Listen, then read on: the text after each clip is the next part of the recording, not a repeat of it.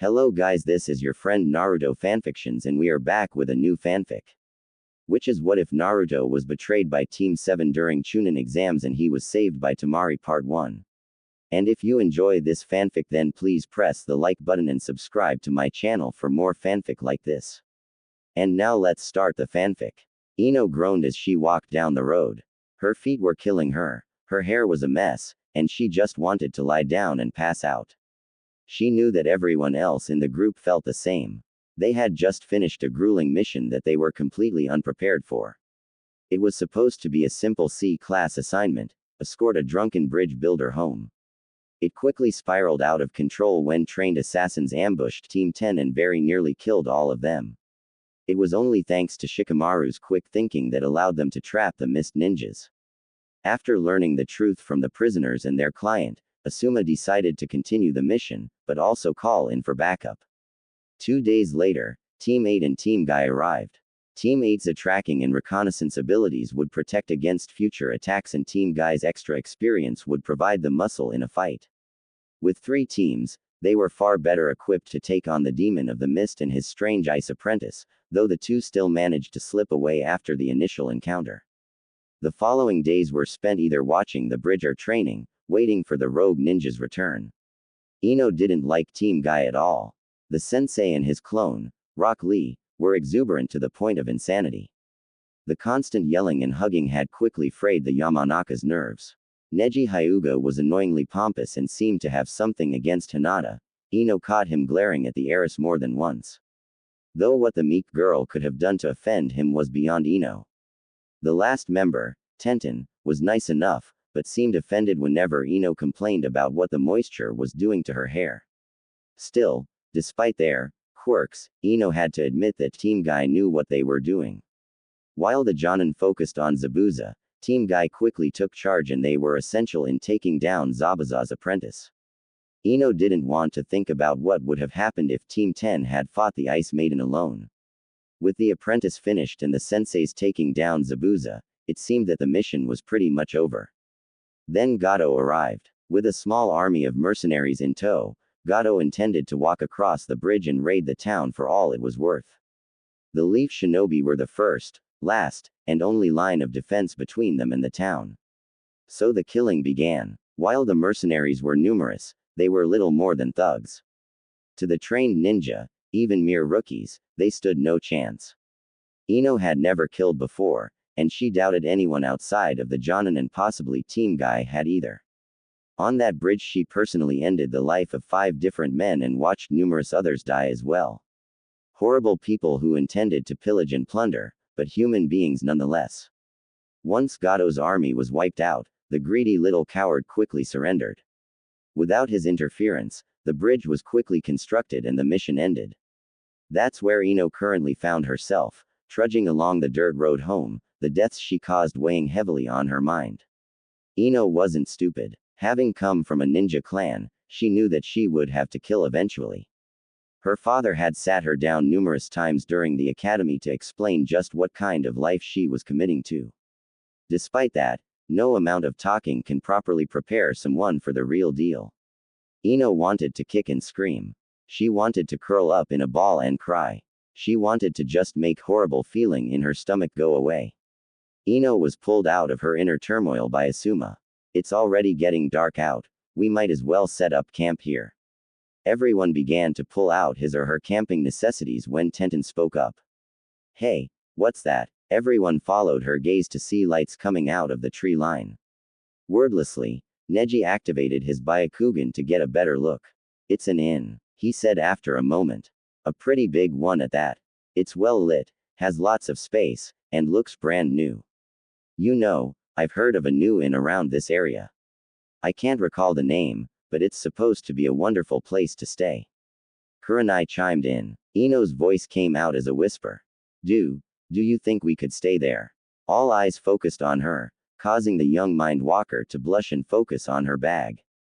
Asuma, Kurenai, and Guy were all shooting glances at each other, silently weighing the pros and cons. Most of the children in front of them had just recently experienced their first kill, a harsh moment for any ninja. The sensei decided that their students deserved some comfort tonight. Of course we can, Asuma said with a warm smile. Ino gave a weak one in return and began to gather up her things, with the others quickly joining her. They worked their way through the trees to find a cobblestone path lit with small stone lanterns on either side. Following it, the shinobi soon came upon the inn.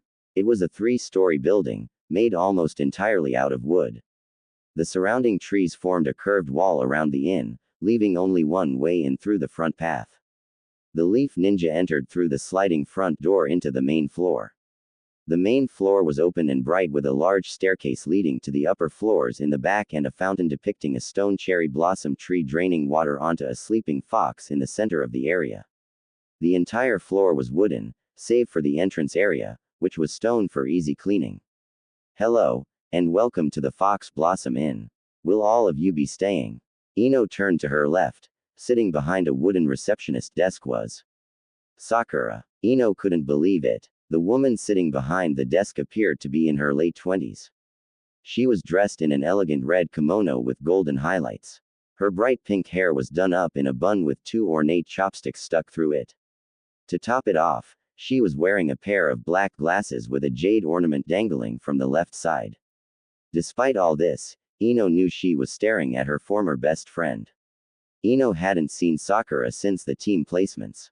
Ino had stewed with rage when she learned that Sakura was going to be on the same team as Sasuke, only to later find out that Team 7 failed their Jonin's exam.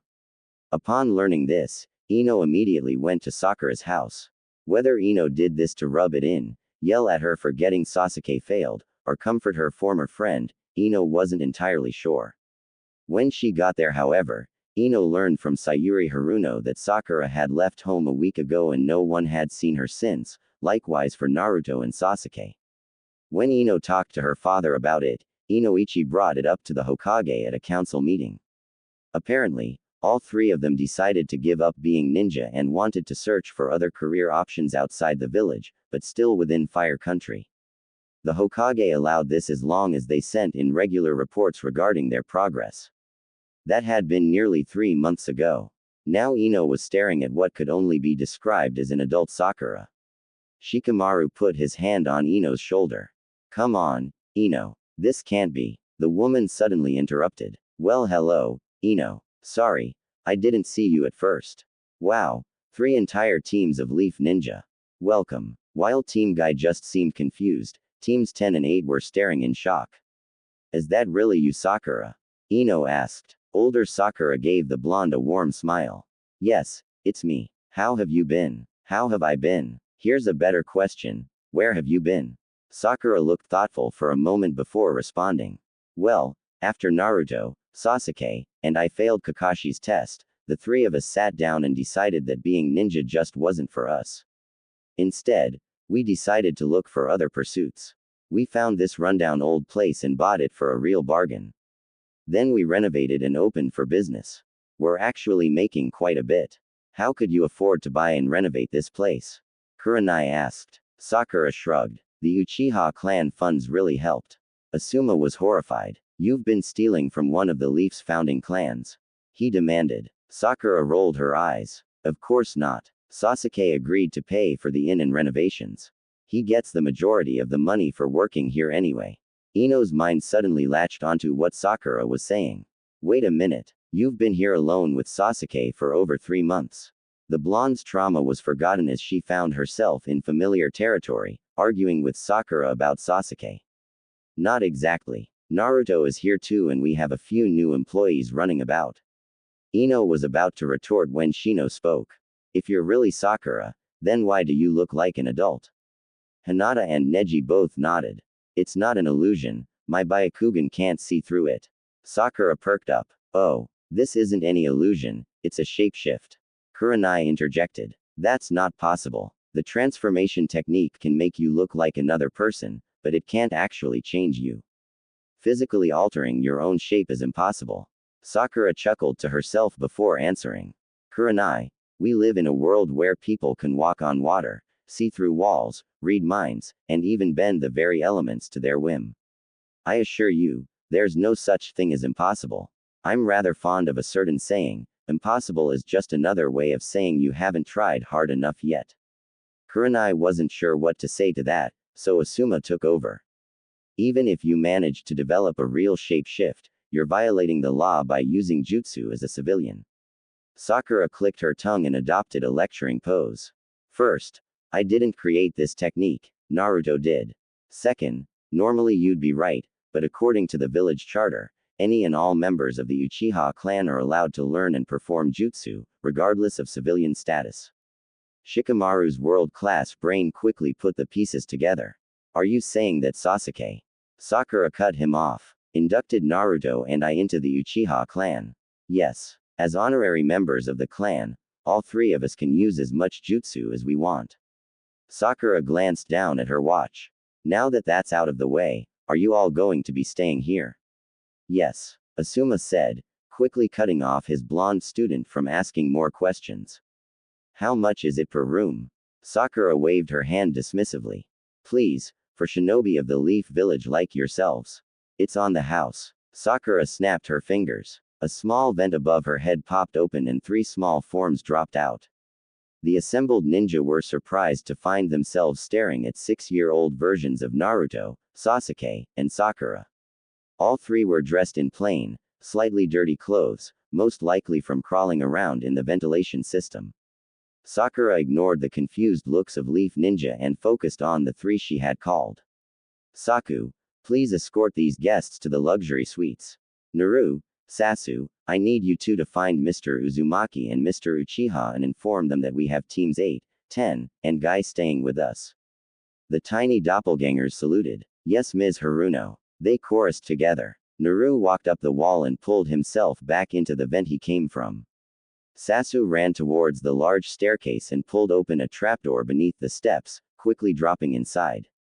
Saku, meanwhile, stood in front of the Leaf Ninjas and held out her arm towards the stairs. If you all would please follow me. The tiny pink-haired girl turned and headed towards the stairs. Sakura. Wait, what's going on? Ino demanded. The older Sakura got to her feet, glancing at her watch. I'm sorry, Ino. I have work to get done. You'd better follow Saku. This place is easy to get lost in. With that, she vanished in a swirl of pink flower petals. The gathered ninja just stared in shock for a moment before they heard an annoyed sigh and turned to see Saku impatiently tapping her foot on the bottom stair. Not sure what else to do, they followed her up the stairs. As they followed the seemingly young girl through the elaborate halls, Kurenai decided to get the ball rolling again. So, the clone jutsu. The shadow clone jutsu, mixed with a shapeshift, Saku corrected. How else do you think the 3 bosses run this entire inn practically by themselves? Why do you refer to Naruto, Sasuke, and Sakura as being different people? Asuma asked. The tiny clone shrugged. There are as many as 30 clones of each boss running around at any given time. To avoid confusion, different clones assigned to different jobs are given slightly different names and appearances, like Saku as opposed to Sakura. I'm in this form because it's easier to get around through the vents to deliver messages or report issues. At the end of the day, I'm still Sakura Haruno, but I'm just one of many. You 3 have mastered an A-rank jutsu? Guy asked, shocked at the amount of skill it would take to create so many clones for so long. Saku, however, shook her head.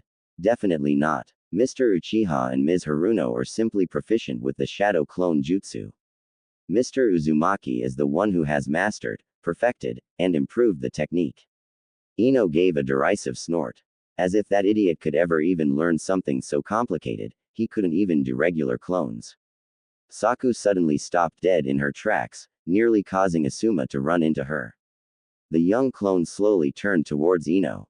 Her green eyes, formerly bright and joyful, were now cold and menacing. The jade orbs locked onto the blonde mind walker.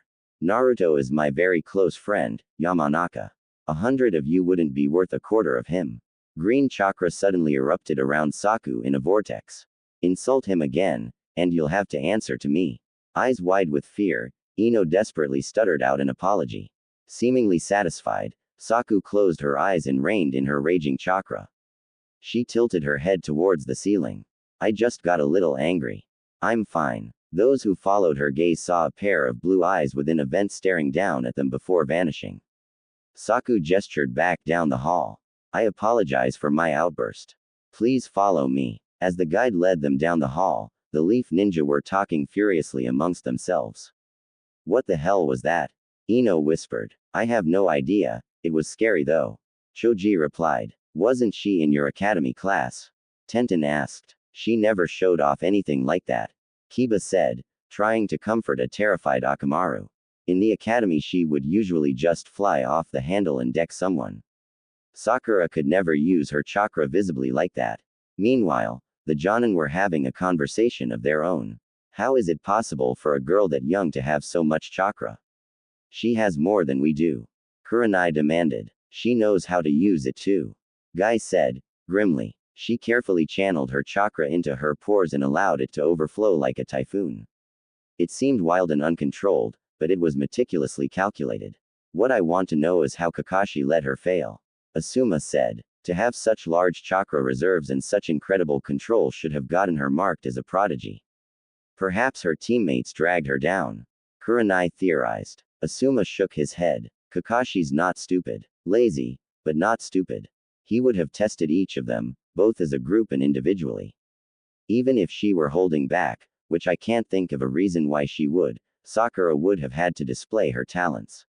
Even if the team failed, Kakashi would have taken her to the Hokage to get her an apprenticeship. Guy seemed to ponder this. Perhaps, she did intentionally hold back. Kurenai snorted. Why would she possibly do that? It could be that she decided that the life of a ninja wasn't one for her. Asuma supplied. Kurenai was unconvinced. After going through the entire academy, she just decided not to be a ninja and fail her test on purpose. Again, why? With how powerful she is, she would be a great ninja. Power isn't everything, Guy said softly. There are plenty of ninja who are exceptionally strong, only to be put in a situation they couldn't handle. Kakashi's father, the White Fang, is one such example. To this day the White Fang is considered one of the strongest ninja to ever be produced by the Leaf. Yet, despite his power, he found himself in a situation where he had to choose between saving his teammates' lives and completing the mission. Instead of following protocol, the White Fang chose to save his comrades. Even the people he saved publicly ostracized him for his choice. He lost his faith in village and in himself. He committed suicide while Kakashi was still just a boy. Kurenai, having never heard this story, was shocked. Guy continued. As I said, that is just one example of many. The Leaf is full of jaded individuals who made a wrong choice, or were just put in a no-win situation. It's entirely possible that Sakura, studious girl that she is, came across some of these people while doing research about being a ninja. It isn't hard to imagine what effect the horror stories of ninja life could have on an impressionable young girl. She probably decided that she couldn't handle life as a ninja and quit before even really beginning. Frankly, I admire her for accepting that she wasn't cut out for this life and getting out before it's too late. Kurenai was amazed that might, flames of youth, Guy was able to come to such a mature and credible conclusion. Asuma, who has known Guy for much longer than Kurenai, was unsurprised. Guy was one of village's top jonin for a reason. Assuming that your theory is correct, then why wait to fail Kakashi's bell test? Why not just talk to her academy teacher and bow out? Asuma asked. Guy shrugged. It could be that she didn't have the nerve to just up and quit, so she made it look like she wasn't skilled enough to be a shinobi. That way, instead of having multiple people try and talk her into staying, they would all try to make her quit for her own safety. Kurenai interjected. That would be very clever, if your theory is correct. At best all we have are blind guesses. At least until we can get back to the village and ask Kakashi the exact details of the test. That brings up another point. She continued, even if Sakura intentionally held back, Naruto and Sasuke would both have had to do poorly as well. On top of that, all three of them apparently decided to quit being ninja and open this in. For Sakura, I could understand her being dissuaded, but Sasuke's desire to kill Itachi and Naruto's dream of being Hokage borderline on obsession. I can't imagine any horror story stopping either of them. So why would they quit as well? I honestly haven't a clue. Guy admitted. Here we are. Saku spoke up. She gestured to 3 doors. Each suite has a central living area and 4 separate bedrooms. Each team can have their own suite. Press the intercom button if you need anything. Dinner is at 9. With that, the young clone evaporated in a puff of smoke. Without much else to do, the teams retired to their respective rooms. Scene break. Oh God, that felt good. Ino sighed as she walked down the hall. A series of murmured agreements came from the others around her. They had just gotten out of the hot spring bath and they all felt wonderful. The hot springs were massive stone basins carved into the ground. Decorative stones and statues littered the area around the springs. Various trees and bamboo plants were transplanted to give the feeling of being lost in the woods. Between each pool were high fences that guaranteed privacy. While indoor baths were available, the fences also surrounded the entire hot springs area, allowing the baths to be outside, under the stars. The changing areas provided a series of scented soaps, shampoos, and bath salts. After taking their pick of cleaning lotions, the guys and girls went to their separate bathing areas. After a long and luxurious soak, the Leaf Ninja found their clothes cleaned, dried, and pressed waiting for them. Clean, dressed, and hungry, the shinobi made their way towards dinner. Following a series of signs, they found themselves at the dining hall. Once again, the collective group was amazed. The dining hall was a massive room. The walls were painted a lush maroon with golden lining. The far wall held a mural depicting an orange fox running through a field with a blue wolf and a pink tiger. Tables littered the hall, covered in snow-white cloth and deep blue plates. A truly enormous crystal chandelier hung from the center of the ceiling, nearly 12 feet across. Smaller versions of the chandelier were hung along the edges of the room. Hi, I'm Sasuke. Party of 12. For the second time that night, the group was thrown for a massive loop. They were staring at a young woman. She had long, dark blue hair done up in a ponytail, though some strands were loose to frame her face. Her eyes were coal black and she wore a kind smile. She was dressed in a form-fitting black pantsuit with a white-collared shirt under her black vest and a black tie. Tiny red fans that the Jonin recognized as the Uchiha clan symbol hung from her earlobes. Sasuke? Ino asked. The girl giggled. No, it's Sasuke. Don't feel bad, it's a common mistake. Ino quickly became the group's spokesperson. What are you doing using that idiot's perverted jutsu? She demanded. Sasuke's eyes narrowed as the smile left her face. I ask that you please refrain from insulting Mr. Uzumaki. He is one of the respected owners of this establishment. The girl's eyes turned red. And I don't appreciate little blonde brats slandering his name or his accomplishments. Before Ino could respond, Sasuke's eyes returned to normal and she turned on her heel. Now, if you'll please follow me, I'll show you to your seats. The group warily followed the very obviously female Uchiha to a large circular table, passing other patrons who were enjoying their food along the way. Once everyone was seated, Sasuke clapped her hands. Right, I'll be right back with your food. Asuma spoke up, but we haven't ordered yet. We haven't even seen a menu. Sasuke shook her head. There's no need. Choji will have the full rack of barbecue ribs, medium rare. Shikamaru will have the grilled fish over linguine, lightly seared. Ino will have the tossed chicken salad with extra olives. Sasuke continued down the line, naming everyone's favorite dish. The ninja were all speechless. If there isn't anything else, I'll get your food. Soon, each ninja had a mouth-watering plate of food in front of them. Sasuke grinned as she watched them dig into the food. Delicious, isn't it? Naruto takes great pride in his food. That made the group pause in their consumption. Naruto cooked this. I didn't know he could cook. Ino muttered. Sasuke's grin turned into a cruel smirk. I think it's safe to say that there's a lot you don't know about any of us, Ino. Speaking of things we don't know, Kurenai began, idly wiping the corners of her mouth with her napkin. We were wondering what made you decide to quit being a ninja and open this inn. Sasuke stared at Kurenai for a moment, making the woman slightly uncomfortable, before closing her eyes and sighing. To be honest, I didn't like who I was becoming. When asked to clarify, Sasuke shook her head ruefully. Before testing us, Kakashi asked us what our dreams and desires were.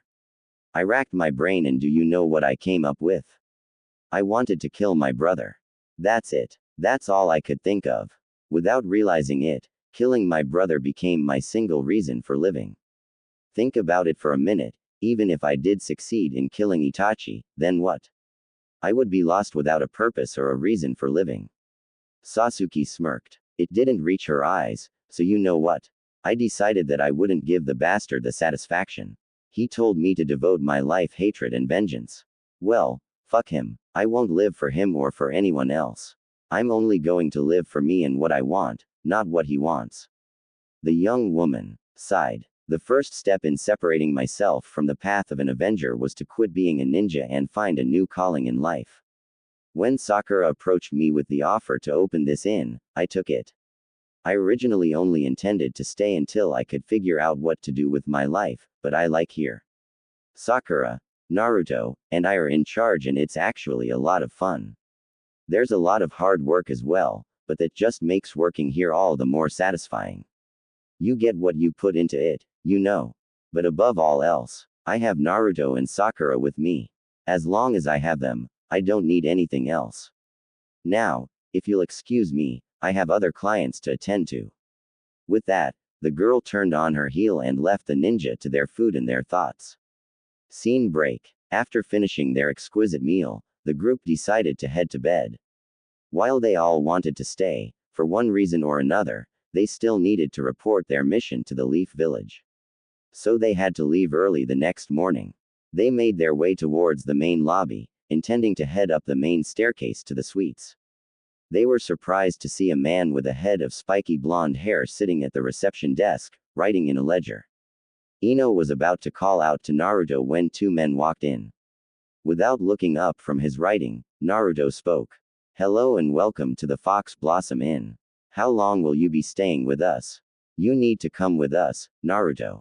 Only then did the blonde look up from his ledger. The two men were dressed in black cloaks, decorated with red clouds. The man who spoke was surprisingly short. His long black hair was pulled into a ponytail. Odd lines along his nose descended from his eyes. His red, Sharingan eyes.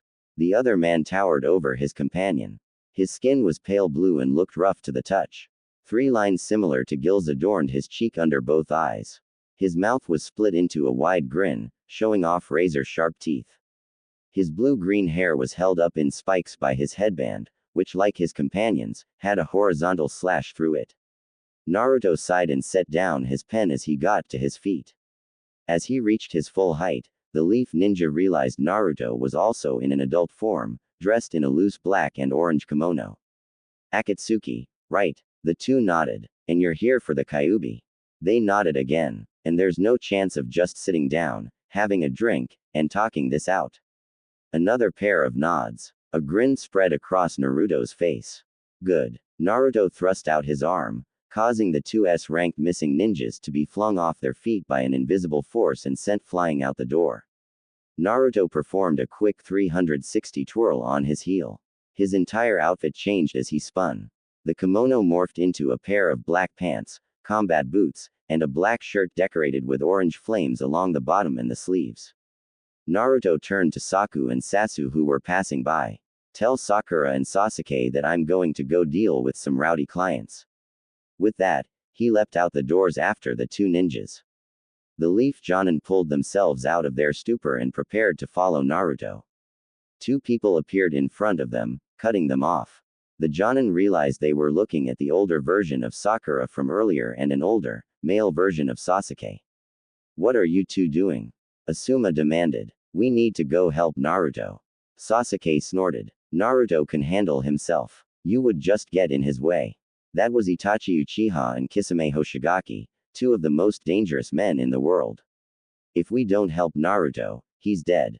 Asuma insisted. Sasuke glanced out the doorway behind him and gestured towards the fight. He looks like he's doing fine to me. The Jonin rushed out the door, with the genin following them, only to stop and stare at the spectacle before them. Naruto wasn't just winning, he was cleaning house. Kisame launched a giant water shark at Naruto, while Itachi shot a giant fireball from the opposite side. Naruto began spinning in place, a vortex of wind forming around him.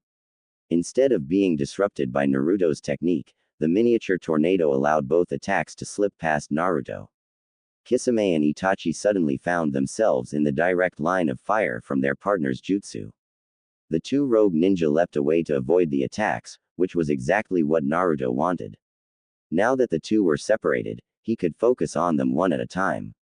The blonde appeared behind Kisame, causing the former mist ninja's eyes to widen.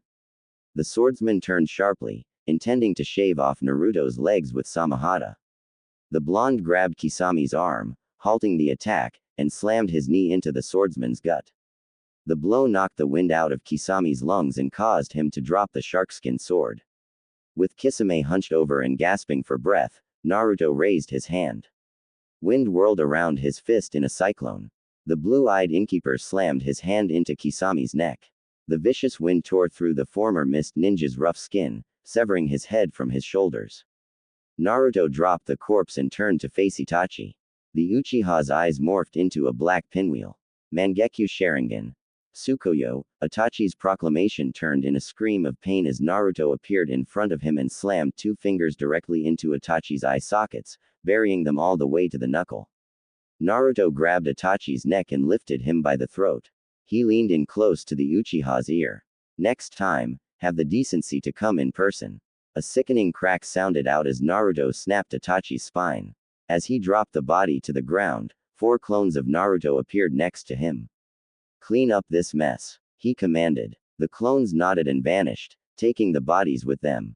Naruto turned to see Asuma, Kurenai, and Guy all crouched in battle-ready positions. The Jinchuriki arched an eyebrow. Is there a problem here? I want to know what's going on, right now. Asuma demanded. I don't care if you're the greatest prodigy who ever lived, no 13-year-old without any ninja experience could kill an S-ranked missing ninja, much less 2. Naruto glanced at Sakura and Sasuke. The Leaf Jonin got the distinct impression that a conversation was being carried on in silence between the three. After a moment, Sasuke and Sakura both nodded, though they seemed reluctant. Naruto heaved a sigh and spoke. You're absolutely right, Asuma. An ordinary 13-year-old ninja couldn't do what I just did. What you need to understand though, is that I am far from ordinary and nowhere near 13 years old. In fact, I'm actually far older than you.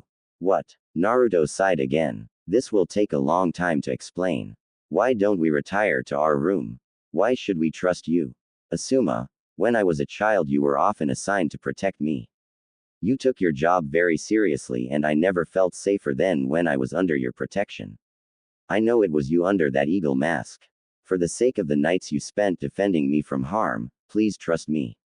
Asuma bit his lip, clearly warring with himself over what to do. He finally heaved a sigh and lowered his fists.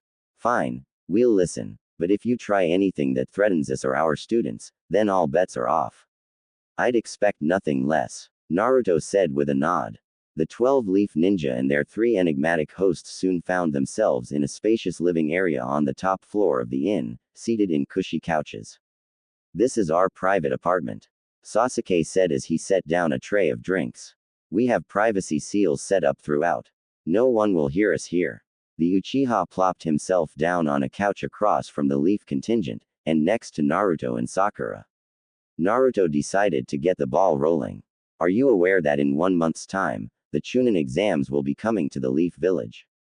The Jonin nodded while the Genin looked confused. During the 3rd part of the exam, the village will be invaded by a joint attack between the village hidden in the sand and the village hidden in the sound. The Leaf Ninja were shocked.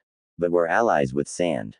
Kurenai protested. Recent legislation passed by the daimyo has caused a lion's share of sand's missions to go to the Leaf instead.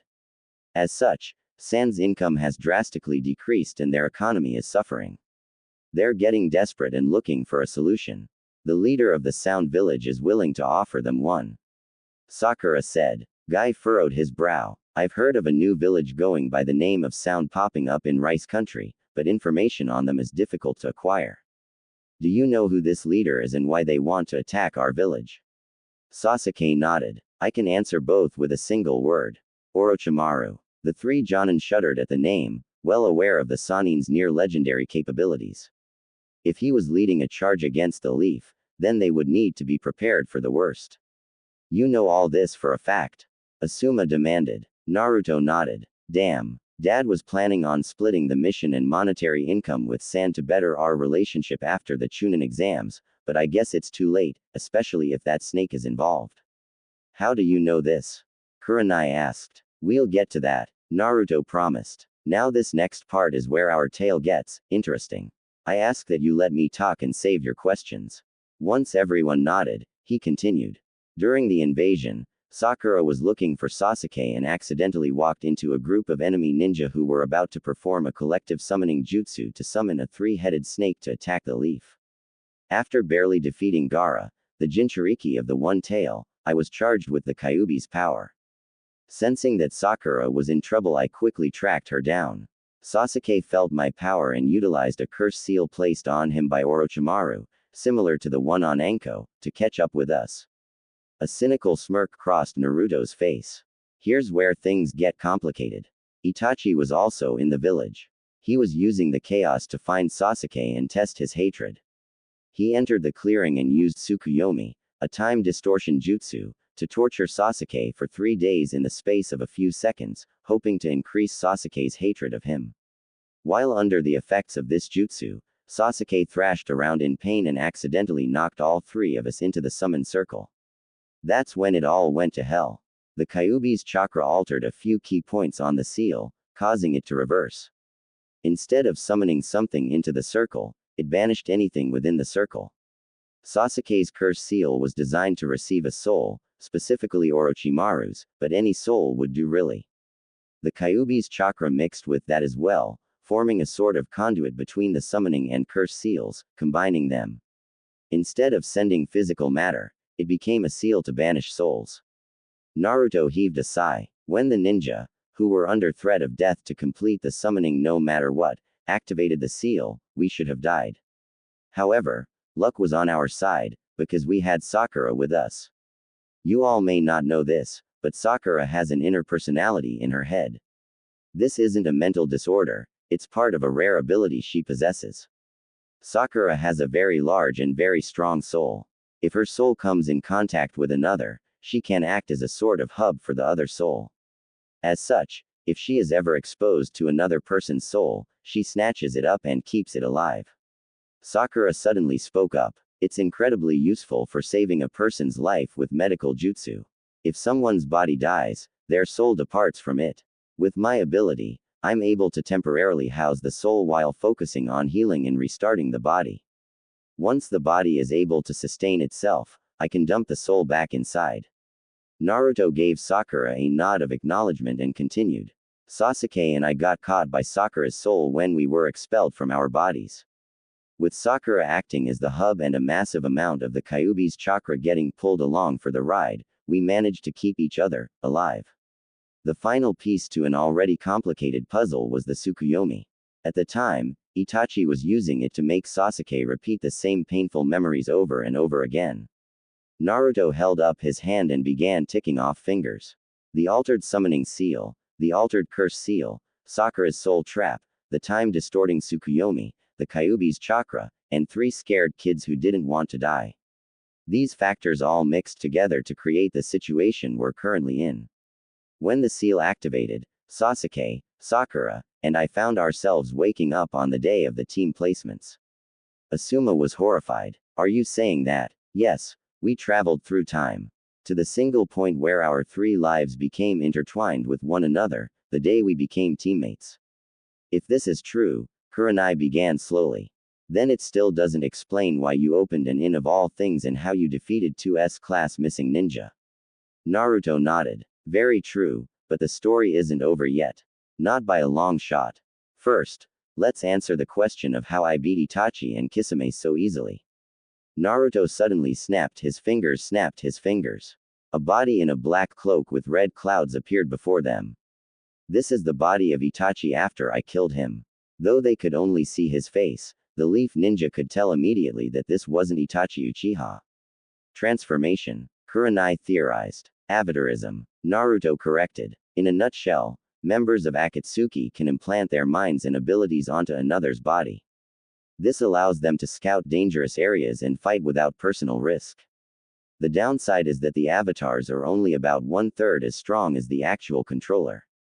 If this had been the real Itachi and Kisame, that fight wouldn't have gone nearly as well. Naruto snapped his fingers, causing the body to vanish. Now then, as for how we're so strong. We did indeed travel through time, but I never said we only did it once. The loops, as we call them, are permanently tied to our souls. As long as we stay alive, we continue through time normally. But if we die, for whatever reason, our souls are snapped back to the team selections, no matter what. The gravity of the situation began to sink in. Good God, Guy whispered. How long have you all been doing this? Naruto gave a humorless chuckle. We lost count of the decades a long time ago. Let's just say that Sasuke, Sakura and I have lived longer than any human being has a right to. That's why we opened this in. Sometimes we need to take a step back and engage in some healthy stress relief. If you have all this time and information, then why aren't you in trying to save the village from the invasion? Asuma asked. Sasuke suddenly groaned. For God's sake, we've saved the village more times than there are leaves on a tree. We've each been declared heroes and have each even become Hokage.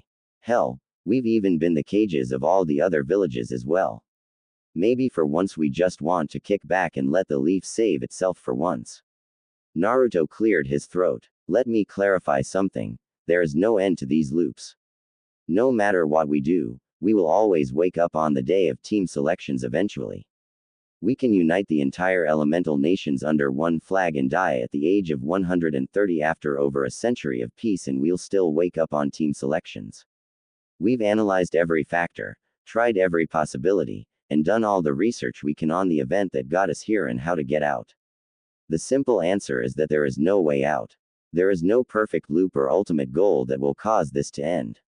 We're going to keep doing this forever. From now until the end of time. This is our life now. Kurenai suddenly had a horrific thought. If you want to keep running this in peacefully, then why tell us this? You must know that we will report all this to the Hokage. Naruto gave a sad smile. Because you won't remember any of this. We just needed to distract you long enough for the immobilization seals on the couch to take effect. The Leaf Ninja were horrified to discover that they couldn't move. This trick takes a while to use and we needed to make sure you all couldn't evade. In our experience, telling the truth about our situation is a great way to distract people. Sorry about this, but it's nothing personal. Sasuke, do it. Sasuke closed his eyes for a moment before opening them, revealing the Mangekyo Sharingan spinning in his eyes. Sleep, he whispered. Scene break. Ino, wake up. Huh. Ino found herself lying on the ground in her sleeping bag with Shikamaru leaning over her. We're packing up camp and heading home. The Nara said. Okay. Ino quickly packed up her things and joined the others as they headed down the road. None of the Leaf Ninja felt the three pairs of eyes watching them from the shadows. For the sake of the nights you spent defending me from harm, please trust me. Sasuke quoted. How do you sleep at night? Naruto snorted. Yeah, because lying to a Jonin is the worst thing any of us have ever done. They were silent for a moment. What do we do now? Sakura finally asked. We wait. Naruto replied. Orochimaru is sure to come looking for Sasuke here eventually. He'll be expecting 3 ninja dropouts, not experienced combat veterans. It should be easy to get the drop on him. Once we take care of him, the invasion will fall apart without his leadership. Because of how easily we beat the avatars, Akatsuki will send the immortality twins after us next. Whether they're avatars or not, once we kill them, Akatsuki will be too nervous to attack us until the last moment. They'll gather up the other Biju, and once all 8 are captured, they'll come here. Then it's a simple matter of destroying the demonic statue of the outer path and removing the Biju from this world, and finishing off the remaining members. So we're just leaving the other Jinchuriki to die then? Sakura asked. Naruto sighed. It happens. Tell you what. We'll make it up to them next time by getting the Jinchuriki humanity law passed next go round. Sasuke groaned. Great. That means I have to impress Kakashi enough to convince him to take me on as his apprentice during the bell test. Then getting in good with the elders so they put you on the fast track to becoming Hokage.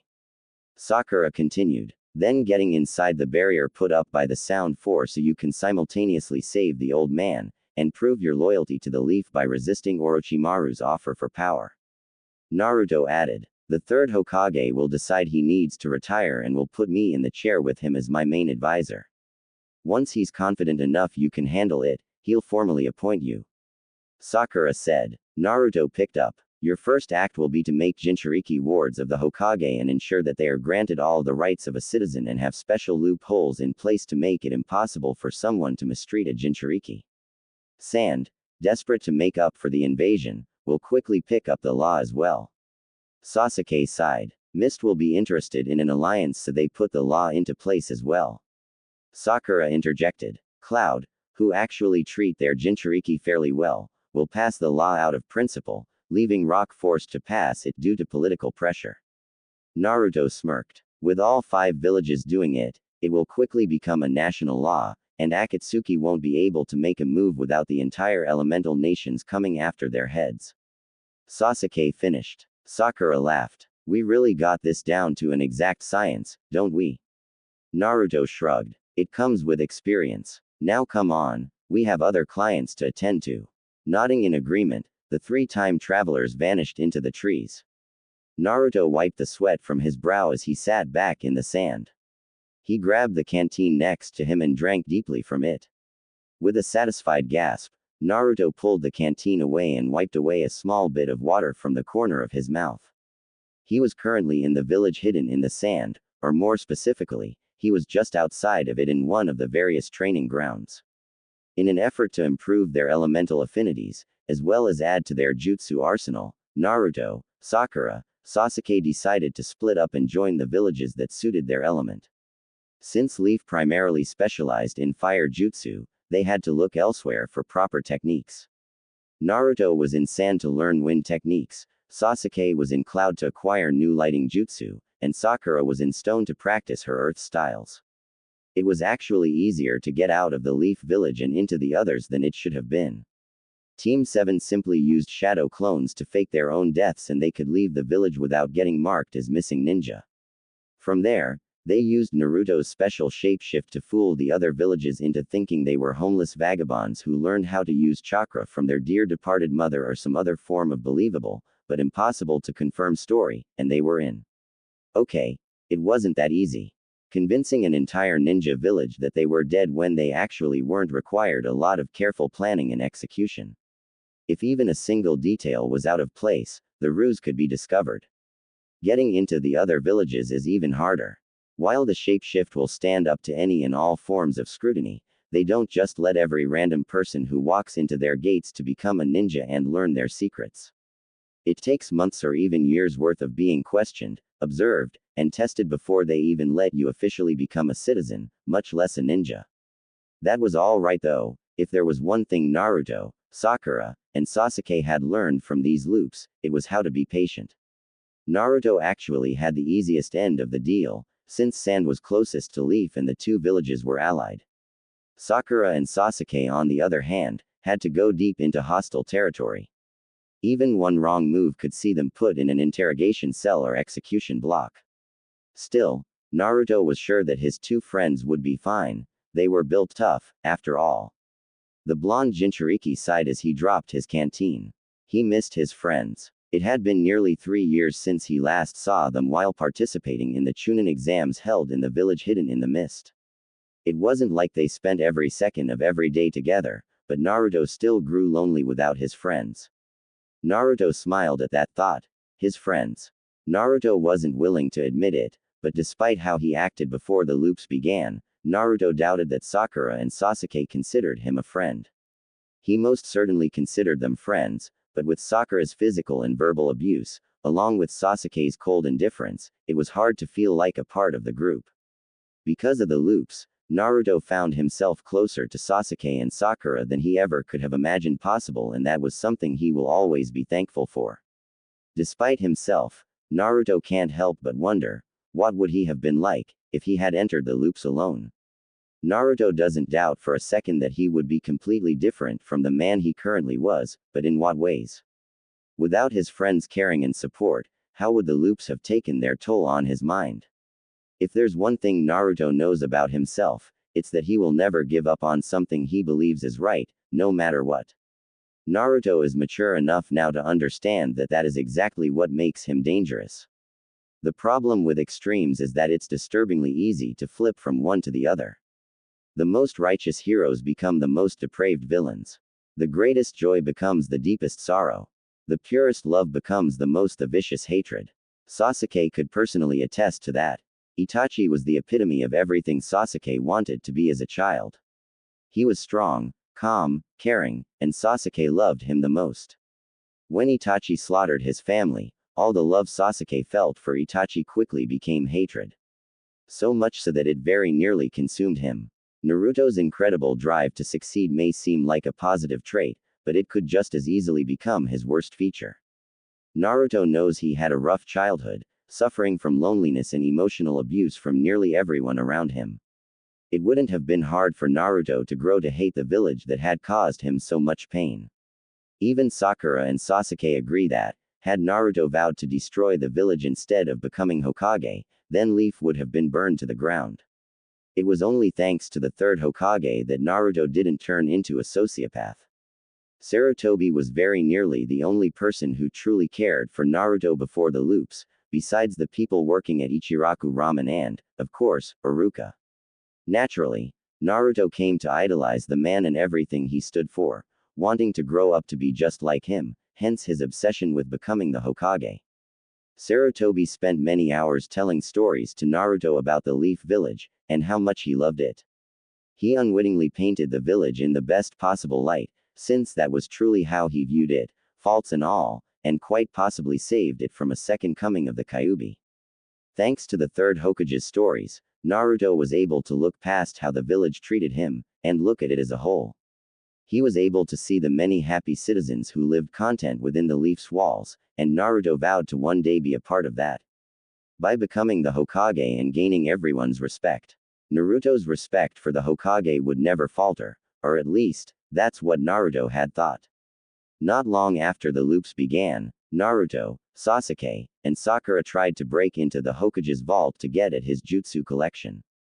Unfortunately, they were caught by an Anbu guard who held a particular hatred for Naruto after losing his daughter in the Kyuubi attack. The Anbu ignored Sasuke and Sakura, and instead dragged Naruto out in front of the entire village and loudly proclaimed that the blonde was trying to steal the village's secrets. To be fair to the Anbu, that was exactly what Naruto had been doing at the time. The crowd quickly turned ugly and began demanding that Naruto pay for his crimes against the village, something the Anbu was only too happy to provide. Before blood could be spilled, the third Hokage quickly arrived with his loyal Anbu and interrupted the proceeding. Despite arresting the overzealous, but justified Anbu, the village was still calling for blood. Not seeing another way that Naruto could escape unscathed, Sarutobi was forced to reveal who Naruto's father was, and why he was chosen to hold the Nine Tails. Sarutobi hoped to mollify the crowd with the bombshell of Naruto's heritage so he could get Naruto away and get the real story out of him. Learning that their hero, the fourth Hokage, had chosen his own son to bear the burden of a Jinchuriki, the village quickly calmed down. Most were simply too shocked to remain angry, instead attempting to wrap their brain around this sudden reveal. All but one, that is. Naruto was devastated by this news. Since he first learned to talk, Naruto had asked the third Hokage about his parents. Every single time, without fail, Sarutobi would say he had no information about Naruto's parents. Not only did he refuse to tell Naruto the truth, but also he refused to even give Naruto a bit of comfort. All Naruto wanted to know was if his parents loved him, something Sarutobi could have told him, without revealing their identity. As Sarutobi stood before the crowd explaining the situation, Naruto did something he would never be able to forgive himself for. He attacked Sarutobi, charged with the Kyuubi's power, and very nearly killed him. It's important to remember one thing about the Kyuubi's influence on Naruto: it's influence, not control. Kyuubi can whisper dark thoughts in Naruto's head, or charge the blonde with demon chakra when he's enraged, but the demon can't actually control Naruto. That's why Naruto is so ashamed of his actions that day. No matter how much influence the Kyuubi might have had over him, it didn't change the fact that Naruto was still in control. At that moment, the third Hokage ceased to be the grandfather figure Naruto always regarded him as, and was instead a man who lied Naruto's entire life to keep him from any knowledge about his family. For all the bloodlust and thoughts of evil the Kyuubi filtered into Naruto, The fact remains that, in that instant, Naruto truly wanted to kill Sarutobi. The only reason Sarutobi didn't die that day was because of Sasuke and Sakura. Naruto, now covered in what he would later call the demon nine-tailed cloak, managed to deliver a nasty slash across the third Hokage's chest. Before he could make the kill, however, his teammates intervened. Sasuke and Sakura, who at that point were still nowhere near ready to take on Naruto while wearing the cloak, latched onto their teammate, desperately trying to hold him in place. To this day, Naruto still remembers the words his teammates said to him. "Please, Naruto, you have to stop," Sakura screamed. "I know you're angry, you have every right to be, but you're better than this." The corrosive chakra of the Kyuubi was beginning to eat away at her skin, but she refused to let go of Naruto. Sasuke nodded his agreement. "Naruto, I've hunted for revenge for such a long time. When Itachi killed my family, I let my desire for revenge consume me and I lost sight of everything else. That's what I've always admired about you, Naruto. You've never given in to revenge, even though you have far more reason to than I have. I've never admitted it, but I always thought you were so much stronger than me because of that. Please don't make the same mistake I did, don't let revenge consume you, nothing good can come from it." Reason slowly returned to Naruto as Sasuke's words sunk in. Sakura pressed on. "No matter how bad things have gotten, you've always been there for us.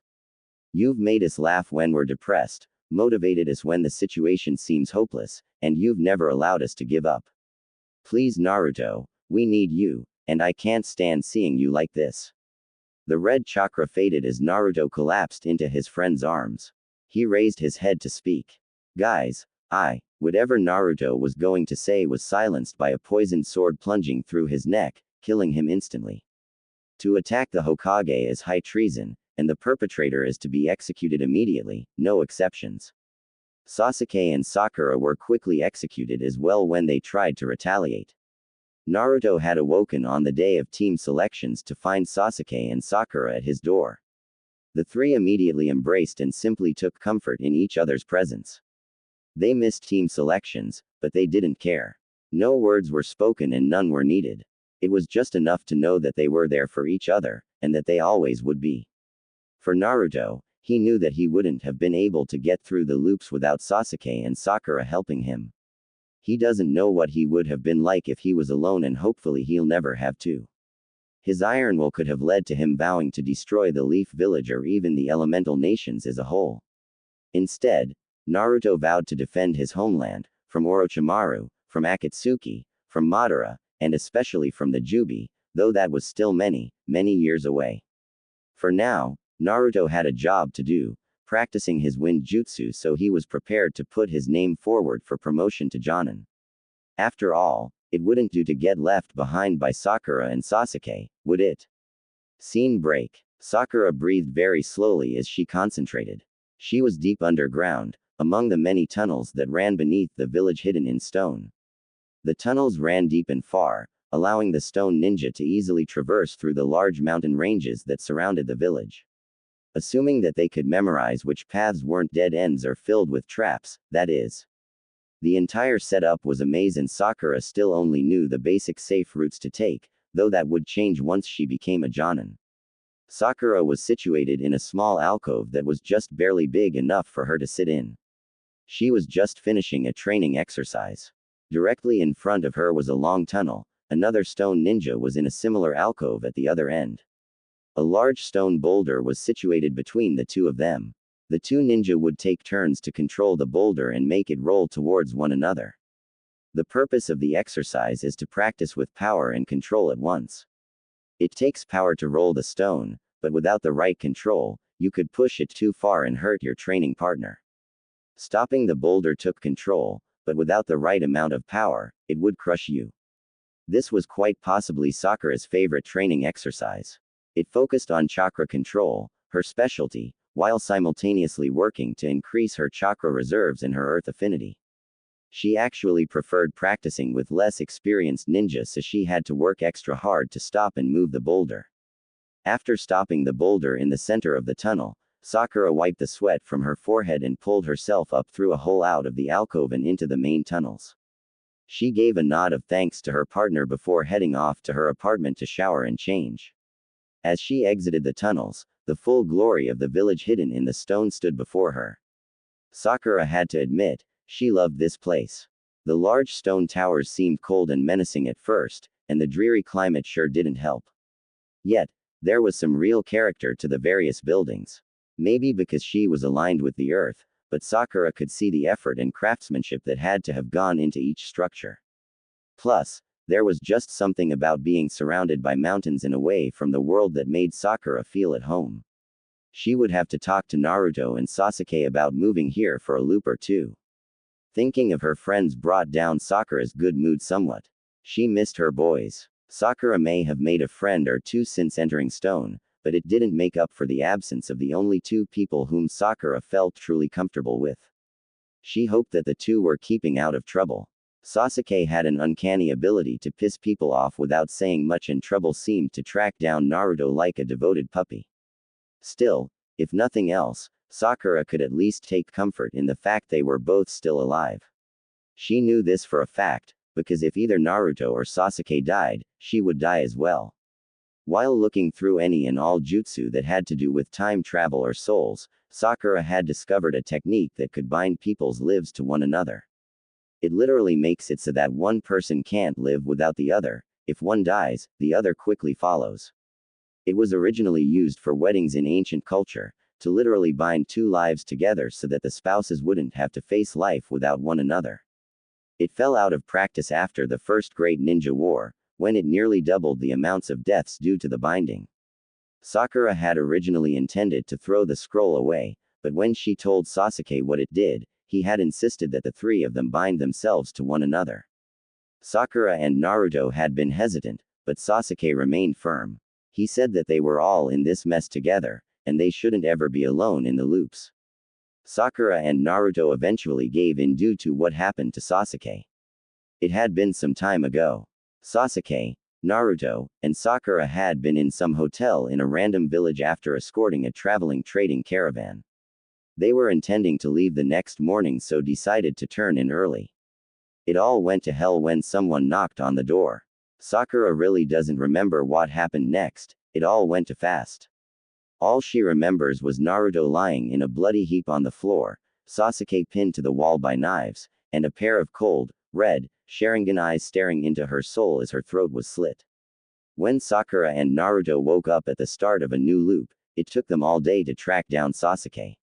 When they found him in an underground room in the Uchiha compound, they both knew something was wrong. Sasuke latched onto them and desperately cried, refusing to let either of them go. To this day, Sakura and Naruto haven't learned how long Sasuke lived on his own after watching his brother kill them. They don't know what he did or what happened to him. All Sakura knows is that Sasuke was so broken when they found him. It took a long time to put Sasuke back together, and even now the scars still ran deep. While Sakura believes that talking about it would help, a part of her doesn't want to know. She doesn't want to know what Sasuke could have gone through to cause him so much pain. All she can do is try to be there for him and hope for the best. Respect, honesty, patience, faith, and love.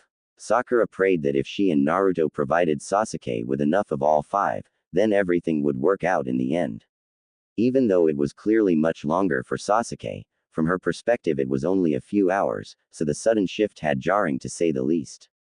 Seeing Sasuke so different from what she had grown accustomed, and the fear that the same thing could happen again, made Sakura agree to bind their souls together. The bond could be inconvenient on occasion, but it gave Sasuke a measure of comfort, so Naruto and Sakura didn't grudge it. Truth be told, Sakura is actually glad that she'll never have to experience what Sasuke did. Thinking about the soul bond always made Sakura wonder, what would she have been like if she had entered the loops alone? Sakura has a pretty good idea of how she would have acted. She would have cried and screamed and pushed all her problems onto someone else. She would have taken out her frustration on Naruto and waited for Sasuke to save her. When it became apparent that he wouldn't be able to do anything, Sakura imagines she would have gone insane. Sakura is certain that if she were ever somehow meet her pre-looping self, the two of them wouldn't have gotten along. The most painful lesson these loops had taught Sakura was that there's nothing wrong with relying on your friends, but sometimes you have to stand up and be strong on your own. Sakura remembers the day she made the conscious decision to stop letting Naruto and Sasuke carry her. It was still very early in the loops, when they didn't know what they were doing and were desperate for a solution. Naruto and Sasuke had been arguing while Sakura just sat there, unwilling to interject. "No, Sasuke," Naruto had growled. "You've had some bad ideas before, but this takes the cake. Think about it, Naruto. Use that space between your ears. We don't have any idea what we're doing or how we got into this mess. He is sure to have an entire catacomb worth of jutsu and information that we could use to our advantage." Sasuke argued. "The guy is batshit insane. Instead of heading for the hills, you want to throw yourself into his clutches, and you say I'm the stupid one." Naruto demanded. "Orochimaru is the snake Sanin." Sasuke retorted, trying to keep his calm. "He is considered one of the greatest ninja to ever live and he wants to train me. This is a golden opportunity, can't you see that? So what? You're just going to betray the leaf and go running off with its greatest traitor." Naruto was starting to scream. "It will be back to normal after the reset." Sasuke's voice was rising as well. "I can learn as much as possible, then be back in the leaf without any consequence." Naruto wasn't having it. "He betrayed our village and led an invasion against it." Sasuke opened his mouth to retort, but Naruto cut him off. "He killed my grandfather." Sasuke bit his lip and looked away. The death of the third Hokage had been a harsh blow to everyone in the village, but it was clear that Naruto took it the worst. Even with the benefit of having him back after the resets, that didn't make attending his funeral over and over again any less painful. If there's one thing Sasuke could understand, it's having your loved ones torn away from you. "We can use this against him, Naruto," Sasuke said quietly, his previous anger forgotten. "I can learn his secrets and techniques. I'll learn how to take him down and we'll save the third Hokage once these loops end." Sakura had been sidelined through all this. While she didn't want Sasuke to leave her, she was still too infatuated with him to go against his decision. She still remembers thinking, back when they thought the loops could end, that Sasuke would eventually find a way out for all of them. How naive. Naruto wasn't done yet. What about that possession jutsu of his? You understand that he only wants you so he can take control of your body. Of course I understand that, but even if he succeeds, the loops will. You don't know that. Naruto cut him off. We don't know how much these loops can reverse. For all we know, Orochimaru's soul taking over your body might erase you completely and put Orochimaru in these loops. What if we wake up on team selections and it's not you inside your own head, but that snake freak? Sakura and Sasuke both shuddered.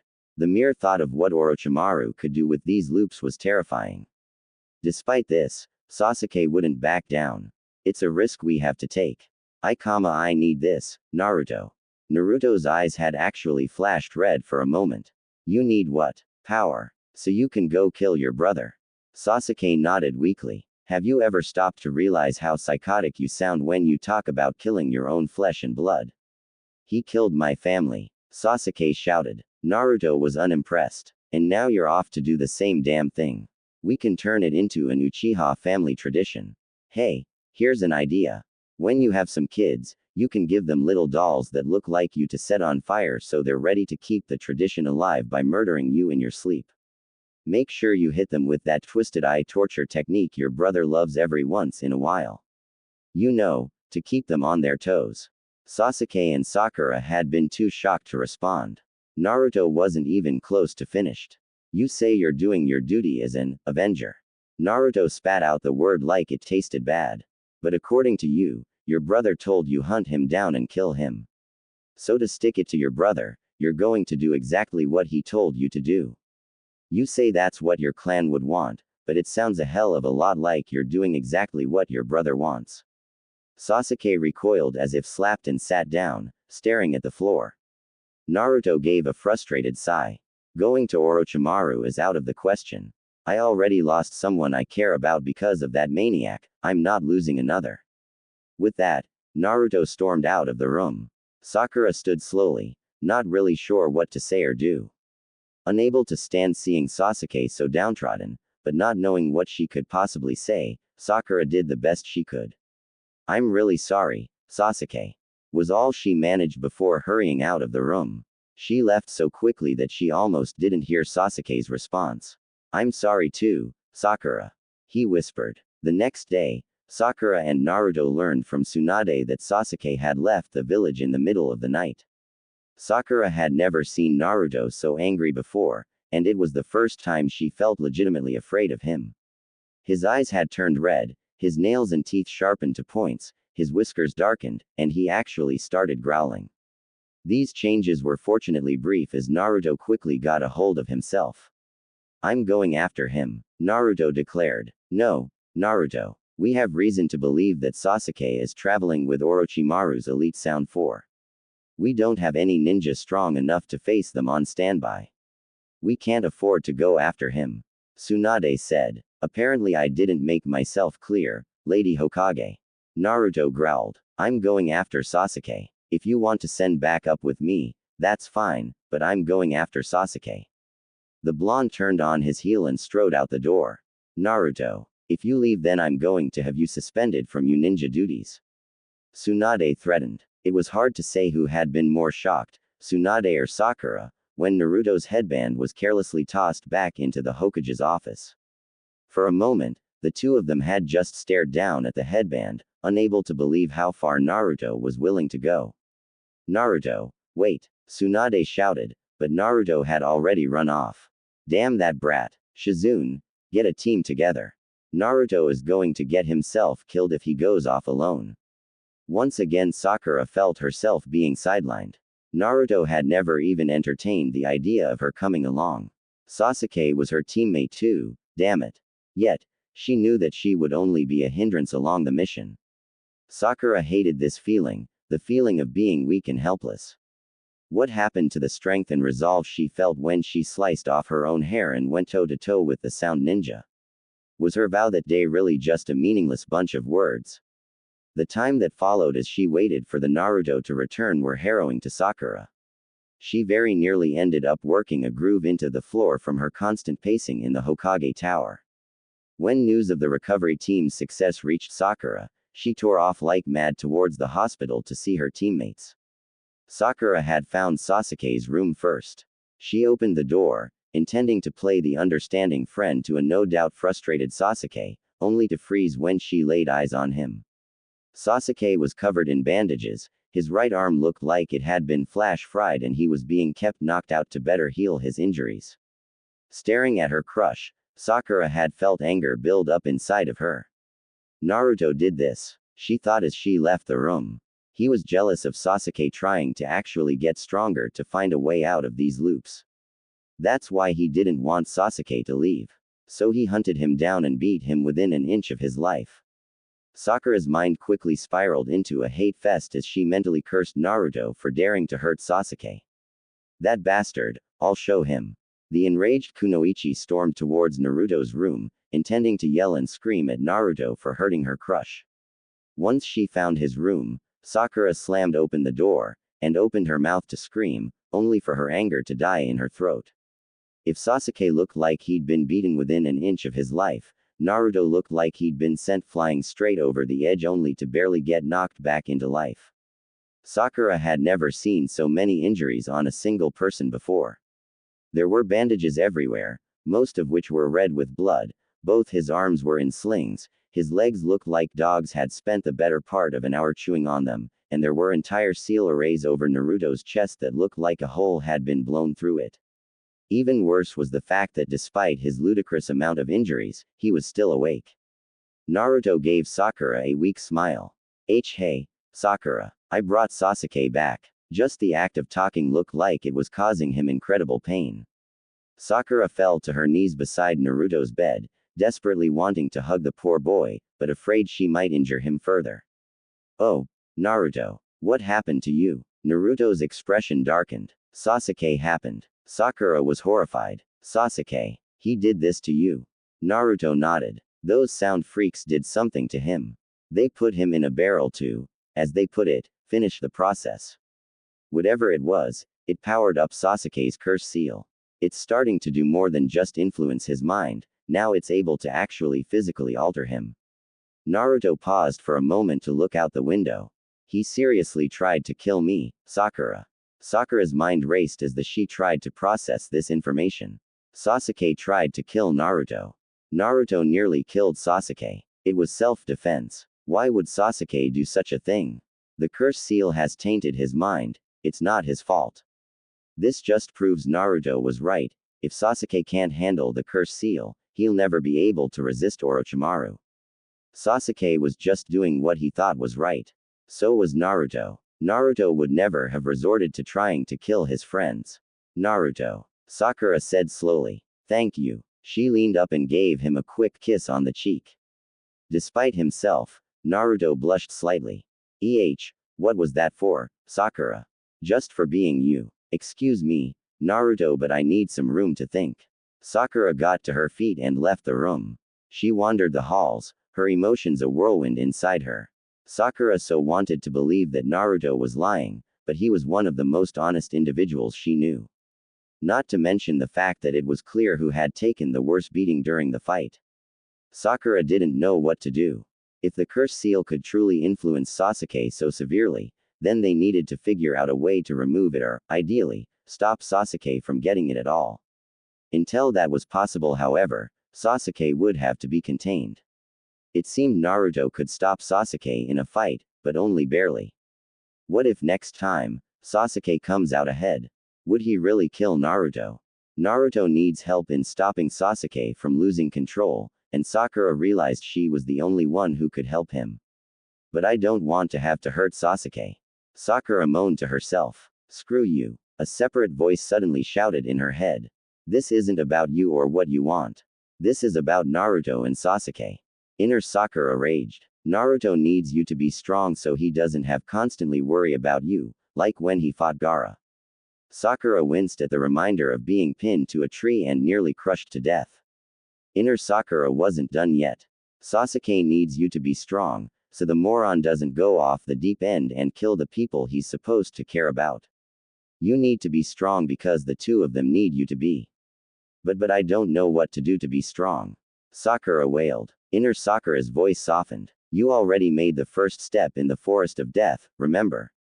You vowed to become strong and not let Naruto and Sasuke worry about you. Now you just need to make good on that promise. Forget about attracting boys, looking good, and just trying to float by in life. Those days of childhood joy went out the window when you put on that headband. It's time to start training for real. Sakura nodded her head as she felt the familiar resolve that had filled her during the second exam. She was a ninja of the leaf. It was time to start acting like one. That's my girl. Inner Sakura cheered, before her voice turned cruel. But first, let's go and show Sasuke what happens when you hurt people we care about. Her mind made up, Sakura headed back towards Sasuke's room. Once she was sure no one was around, Sakura cut off the flow of the drug that was keeping Sasuke asleep. Sakura waited as he slowly came to his senses. Sakura, he asked groggily. Sasuke, are you awake? She snapped her fingers in front of his face a few times to gain his focus. Yeah, I'm awake. Where are we? What happened to? Wham! Once she was certain Sasuke was alert, Sakura nailed him across the face with a right hook. Ow, what the hell was that for? Sakura grabbed Sasuke's shirt and pulled him up to her eye level. Her voice came out in a low growl. That was for trying to kill Naruto. I hope you understand that you've only managed to prove that Naruto was right all along. You can't handle the curse seal, and if you think I'm just going to sit back and let you hurt not only Naruto, but also yourself, then you've got another thing coming. Try to run away again and I'll drag your sorry back to the village myself. Satisfied she'd made her point, Sakura dropped Sasuke back on the bed and strode out of the room. Right before she cleared the door, Sasuke spoke. What happened to you, Sakura? Without turning, Sakura responded. I've had to grow up and realize that my friends are too stupid to remember that they're on the same side without me there to straighten them out. Leaving Sasuke to his thoughts, Sakura went to spend the rest of the visiting hours with Naruto. Sakura pulled herself out of her reminiscing as she reached her apartment in stone. It was a pretty small thing, but she didn't need much space and had decorated it enough to feel at home in it. As she prepared for a much-deserved shower, Sakura hoped that Naruto and Sasuke could survive long enough without her to make Jonin and learn some real techniques. Because she intended to bury them both with her new jutsu once she got back to Leaf. Scene break. Lighting crashed, thunder boomed, and rain pelted down on Sasuke's body. He stood at the top of the tallest mountain in Lightning Country, even higher than the hidden village of Cloud. A massive storm raged around him as he attempted to strike out at and reflect the various lightning strikes with his own. It was dangerous, it was borderline suicidal, but it was secluded, it was demanding, and it made him stronger, which was what Sasuke really wanted. Storms always made Sasuke feel better. Maybe it was the electricity in the air that reacted to his lightning affinity. Maybe it was the moroseness of the gray clouds that so often matched his mood. Maybe it was simply that the heavy rain blocked out all other sounds, sights, and smells, and allowed Sasuke to feel free from the insanity his life had become. Sasuke couldn't deny it, he missed Naruto and Sakura. He can't help but wonder when exactly they became friends in his mind. When he stopped referring to Naruto as dead last or idiot. When he stopped considering Sakura an unwanted load to be carried and instead considered her his friend. Whatever the reason for why they became so important to him, Sasuke knows he'll do anything and everything to protect his them. Unlike Naruto and Sakura, Sasuke doesn't need to imagine what he would have been like if he entered the loops alone. He experienced firsthand exactly what it would be like. Sasuke still remembers the day with alarming clarity. They had been lounging in a hotel when someone had knocked on the door. Naruto had moved to answer the door, only for a blade to slice through the wood and cut the blonde in half. Itachi strode into the room, quickly plunging the blade into Naruto's heart, kidneys, lungs, and finally pinning the blade through his brain. Not even Naruto could survive that. Sasuke had shot to his feet, but Itachi kicked him into a wall, and then used 5 extra long kunai to stake Sasuke into place. Sasuke struggled and fought against his bindings, even very nearly ripping his arm off. The Uchiha screamed his throat raw, as he demanded Itachi leave his teammates alone. Those demands quickly turned into desperate cries for someone to help as Itachi held Sakura's neck up where Sasuke could clearly see. Sasuke will never forget watching the knife plunge into Sakura's neck, or the way her eyes lost their focus as the life slowly drained out of them. Once he was sure she was dead, Itachi unceremoniously dropped Sakura to the ground and left. He hadn't said a single word, and had been in and out in nearly 60 seconds. When Sasuke finally managed to pry himself off the wall, his first thought was just to slit his wrists and be done with it. Wake up on team selections and just try to pretend it had never happened. But he didn't. He couldn't. Naruto and Sakura were Sasuke's anchors. They kept him on the right side of sane so his own hatred wouldn't get the better of him. Without either of them to talk him out of pursuing Itachi, all the old thoughts of bloodlust and revenge came roaring back. Even worse was the fact that Sasuke had gotten his curse mark that loop. He had hoped to practice controlling it on a day-to-day basis with Naruto and Sakura there to watch over him. Now it could whisper its dark promises of power to Sasuke unimpeded. Sasuke sat there, the blood of his best friend still warm on the walls, knife poised over his own wrist to end his life, and he gave in to revenge. Sasuke lowered the knife and swore that he wouldn't rest until Itachi died by his hand. To do that, he needed to get stronger fast, and Sasuke knew just the missing ninja to make that happen. Despite all the times he may have considered or argued for it, Sasuke had never actually joined Orochimaru, but that would soon change. Still, Sasuke wasn't heartless, and had no intention of leaving his friends' corpses to rot in some god-forsaken hotel. He reported their deaths to the village and helped the dispatch teams transport them home. Sasuke's original intention had been to attend both their funerals and take some time to properly mourn before leaving for Sound. That plan went out the window when the bastards started celebrating. Naruto hadn't even been fully buried when a huge crowd showed up to dance on the blonde's grave.